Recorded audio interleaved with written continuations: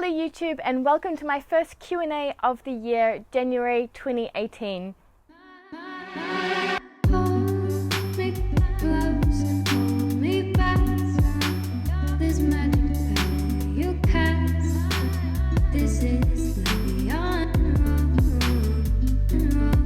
I'm glad to have you guys here with me in the lovely Avignon in Provence in the south of France. This is where my in-laws are from, and it's just so relaxing and the food is so good.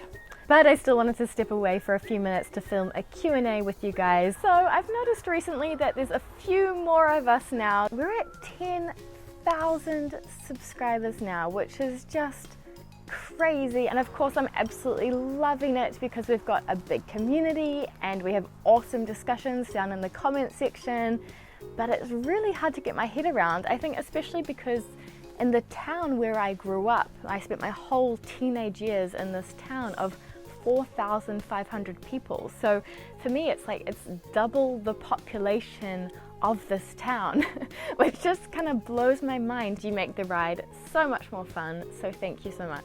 So this is the first Q&A of the year, and what I want to do is do a Q&A every single month so that you guys can get to know me more and I can be maybe useful and help you out with any of the questions that you have. So if you want to ask me a question, you can use the form that I put down in the description box of all of my videos, which is called the Ask Me Anything form, and if you click on that link you can submit your questions through to me and I'll answer them in my next monthly Q&A video. Without further ado, let's get cracking on with the questions for January. So my first question comes from Theo or Theo, depending on where you are in the world, and Theo has asked me why I chose France over other destinations. So for those of you who don't know, I actually met my French boyfriend in New Zealand, but having a French boyfriend isn't actually the reason that I chose France.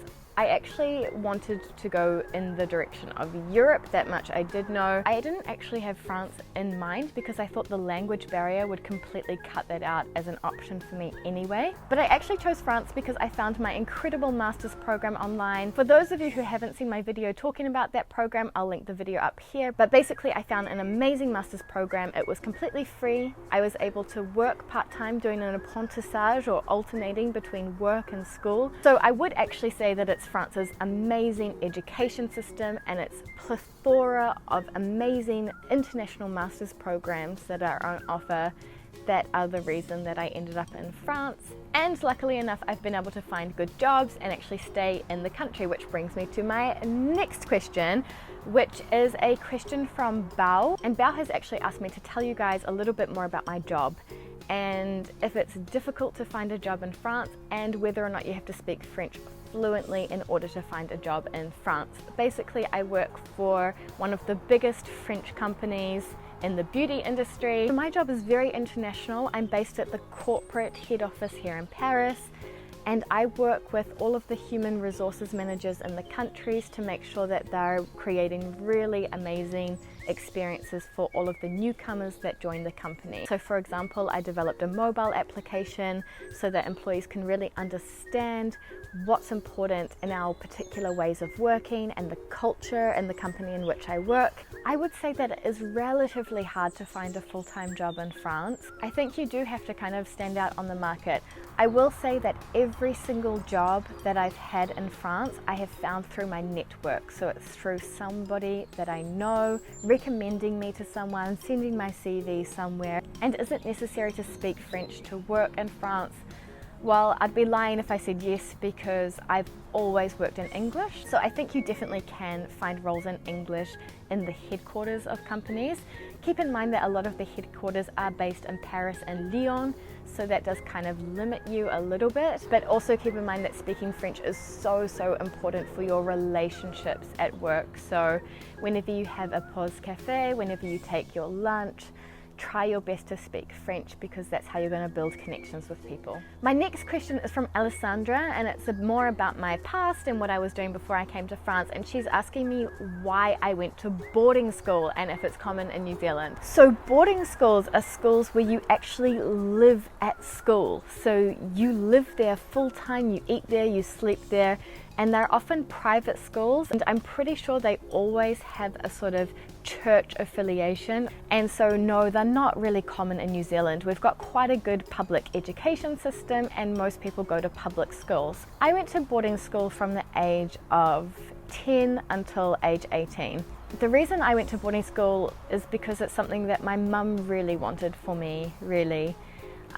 Because my mum was a solo mother, a solo parent, and she really wanted me to have more opportunities in life than she did. And the thing is that with private schools you have very small classroom sizes, you have more dedicated attention from the teachers, and the results tend to be more impressive than the public schooling system who are dealing with mess. So I basically went there through a combination of academic scholarships and my mum working 2-3 jobs at a time, basically spending her last dollar in order to send me to that school. It was kind of like prison at times. I mean, you had lights out at 8:30 p.m, which is super early. I mean, there were parts of the experience that I really didn't like as well, but at the end of the day I'd probably never be where I am today without having had that education and that experience. So thanks, Mum. The next question is from someone whose name I can't pronounce. Sorry, I'm gonna absolutely butcher this. But the question is from Onkulp, maybe. And they've asked me if I sing in a choir and if I think that this would be a good way to learn French. So no, I don't sing in a choir because my singing voice sounds like a cat has been thrown in a shower. But I think that singing is a good way to learn French because I'm really someone who's into lyrics of songs and stuff, so I do sing to myself and I sing along to myself in my head when I'm listening to my French music, and I think it does help, definitely. The next question is from Tegan Mays, and Tegan has asked me what's the best way to start learning French. Is it better to start first by learning the grammar or rather by speaking? And I'm actually going to link the video to my story around how I learned French up here. But basically you've got to do a little bit of everything. So I think speaking as much as possible is probably the most important, but complement it with podcasts in French, such as Coffee Baked French, with super clear French grammar books and exercises, and I can leave a few links down below of my favorite ones. Watching movies in French with French subtitles, watching Netflix in French with French subtitles. Why not getting the French pen pal? There's lots of websites out there where you can do that, and you can actually write emails or letters to a real French person who can write back to you in English or vice versa. The next question is from Gautier, and Gautier has asked me what I think about the differences between Paris and the countryside of France. So the difference between Paris, for example, and the north, the south, the east, and the west. So I spend a lot of time in the south of France because that's where my in-laws are from, and I can definitely say that I find people a lot more relaxed. They really take their time. They don't seem to struggle with the impatience or the frustrations that Parisians have. So I would say that they're a lot more relaxed. They still complain. I think complaining is quite a French thing. They do still complain, but they complain maybe less, I would say. And it's all about the good life, the quality of life. I found people in the north of France to be super down to earth and very inviting and very curious about me as a person, just incredibly humble and natural people. So I am starting, as I travel more and more around France, to notice these sorts of differences. But I think what would be the best thing is that if I actually bring French people from these regions onto my video, and I can do a series about what it's like in these regions of France. Question number 7 is from Jeff, who asks, how and where did you meet your boyfriend, and was there a kind of invisible wall between the two of you because you're not from the same culture? So Jeff, this is a super cool question. So firstly, I met my boyfriend in quite a funny way actually. He was coming to visit our flat that we had in Auckland, New Zealand. There was a spare room going and he was interested in renting the spare room. But he turned up with his female friend who he assumed was his girlfriend, and we weren't really looking for a couple at the time. We really just wanted one extra person in the house, and so he didn't get the room. So this is when I first met this human in life. And then a few weeks later, just by complete chance, must have been fate, I hear this voice behind me sort of being like, Rosie? And I turned around and it was him, and I was like, oh, this is awkward. Hey, sorry you didn't get the room. And he was like, oh, it's completely fine. I found something nice and stuff. And I was like, oh, I hope you found something nice with your girlfriend. And he was like, oh, she's not my girlfriend. And I was like, oh. that's interesting information. But anyway, he said that he was really interested in meeting real Kiwis, real New Zealanders while he was in New Zealand, and I said that of course I'd love to meet a French person. He was the first French person that I had ever met in my life, and so we shared contact details, and the rest, as they say, is history. Did we have an invisible wall between us?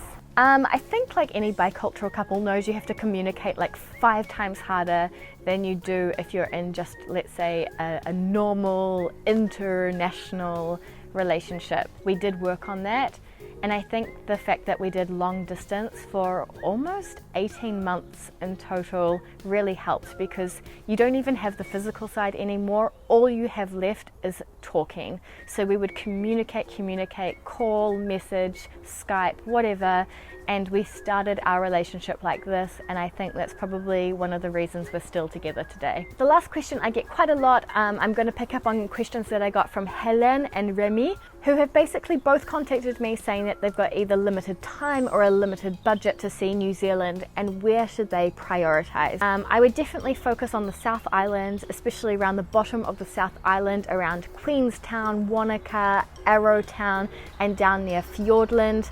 That's really probably the most exquisite part of New Zealand. I would hire a van that you can sleep in, and I would do freedom camping actually, and I would drive all the way up the South Island, and I would do the top of the South Island, which is called the Marlborough Sounds, because that's where you find really beautiful, untouched golden beaches and some of the best forests and walks you can do of your life. I would spend a decent amount of time in the capital city, Wellington. It's a super cute capital city, lots of great food and coffee, and a really nice kind of hipster vibe to it. So I'd definitely spend time in Wellington, and then maybe you can sort of finish off and spend a few days in Auckland. And I wouldn't spend too much time in Auckland City because it's not really the most magnificent part of New Zealand, but there's some beautiful islands around Auckland that you can get to. So you can take the ferry and go to Waiheke Island, you can take the ferry and go to Rangitoto Island, you can even take the ferry and go down to a part of the country that's called the Coromandel. So you're going to see beautiful wineries and forests and beaches and all the things that your heart desires. So that's all of the questions for this time, guys. I hope that you found that interesting. If you want to ask me a question, please feel free to use the form Ask Me Anything down in the description box below. Otherwise, I'll see you in February with more questions, more answers. Feel free to ask me anything, bicultural relationships, life in France, New Zealand, whatever springs to mind. I'm an open book. I'm happy to answer your questions. So until then, I'll see you next time. A bientôt!